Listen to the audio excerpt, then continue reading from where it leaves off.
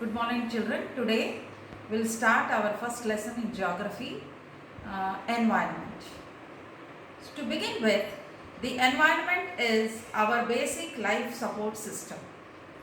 It provides the air we breathe, the water we drink, and the food we eat, and the land where we live.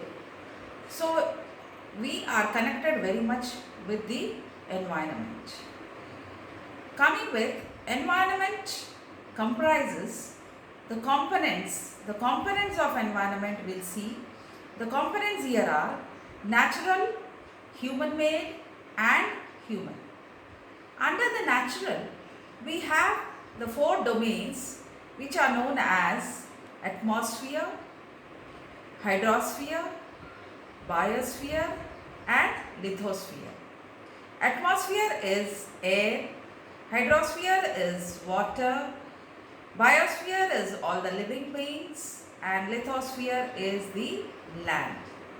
Coming to the next component, that is the human made things, like we have buildings, we have parks, bridges, roads, monuments, industries and all the other constructional sites which come under the human made components. The third one is the human. So human, who are humans? We are the individuals, family, community, religion, educational, economic activities and all the political situations in the country, they come under the human.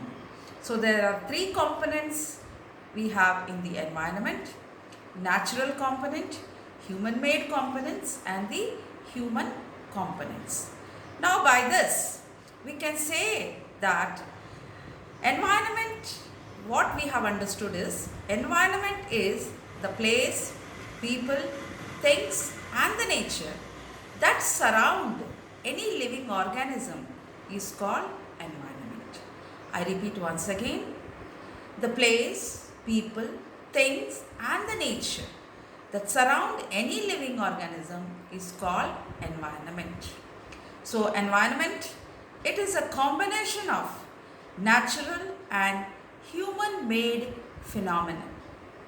While the natural environment here refers to both biotic and abiotic conditions existing on the earth. So here we mean by biotic. Biotic is the world of living organisms. The world of living organisms. Example, we have plants and animals. Then coming to abiotic conditions or abiotic, it is the world of all the non-living elements on the earth. Example, land, water, air, etc. Have you understood, children? Now coming to the next, the human environment, it reveals the activities, all the activities, creations, including inventions, discoveries and all the interactions among the human being. Am I clear? Now with this we are finishing the topic components of environment with the meaning of environment. Now coming to the next topic, that is natural environment. Under the natural environment, as I told before only, land, water, air, plants and animals, they comprise the natural environment. As I said, there are domains like land is reflected for lithosphere, water for hydrosphere, air, atmosphere, biosphere means all the living animals like plants and animals, which you have learnt in the previous class also. And coming to the first, that is the land, lithosphere. It is the solid crust or the hard top layer of the earth. So lithosphere is made up of rocks, minerals and it is covered by a thin layer of soil. So it is an irregular surface with various landforms such as mountains, plateaus, plants, it is plains and valleys. So lithosphere, it is a layer where all the landforms are present, like we have mountains, plateaus, plains and valleys, etc. Landforms are found over the continents and also on the ocean floors. So lithosphere is a domain that provides us forest, grasslands for grazing, land for agriculture and all the human settlements. So it is also a source of mineral wealth. So this is a lithosphere domain where we have so many uses which we use all these natural things. Now next domain is the domain of water. The domain of water is referred as hydrosphere. It comprises various sources of water and the different layers of water bodies like rivers, lakes, sea, oceans, etc., which is very essential for all the living organisms. So hydrosphere plays a very important role in the life of the living organisms. It is said that the first life started from water only. The next is the atmosphere. It is the thin layer of the air that surrounds the earth. The gravitational force of the earth holds the atmosphere around it. So it protects us from the harmful ultraviolet rays, the scorching heat of the sun. It consists of a number of gases, dust and water vapor. The changes in the atmosphere produce changes in the weather and climate also. So plant and animal kingdom together make biosphere. So biosphere comprises all the living beings or the living world.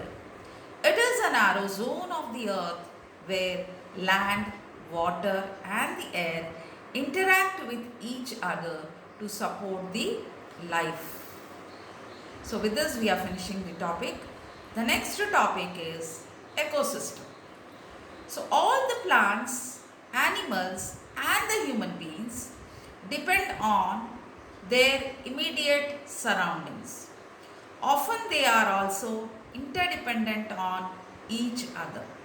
So this relation between the living organisms as well as the relation between the organisms and their surroundings form an ecosystem. So once again I repeat, all the plants, animals and human beings depend on the surroundings. So they are interdependent on each other. So the relation between these living organisms as well as the relation between our surroundings which we depend, they form an ecosystem. There could be an ecosystem of large rainforest, grasslands, desert, mountains, lake, river, ocean and even a small pond. So this is the system of topic where ecosystem says very clearly. Next, the human environment. So the human environment all the human beings, we interact with the environment and modify it according to our needs. Early humans adapted themselves to the natural surroundings. They led a simple life and fulfilled their requirements from the nature around them. So with time, our needs grew and became more varied. Humans learn new ways to use and change environment. They learn to grow crops, domesticate animals and lead a settled life.